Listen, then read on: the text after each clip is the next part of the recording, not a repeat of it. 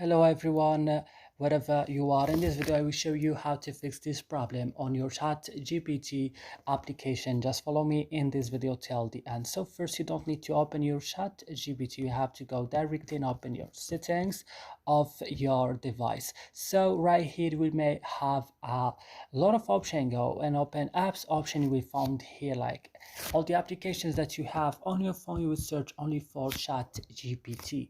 Then open it and go to storage option and click on clear cache, but don't click on clear data because it will delete all your data. Click just on force stop and click again. Okay, then go to battery, allow it on optimized mode as I'm doing. Then go back and go to permission, give permission to ChatGPT microphone.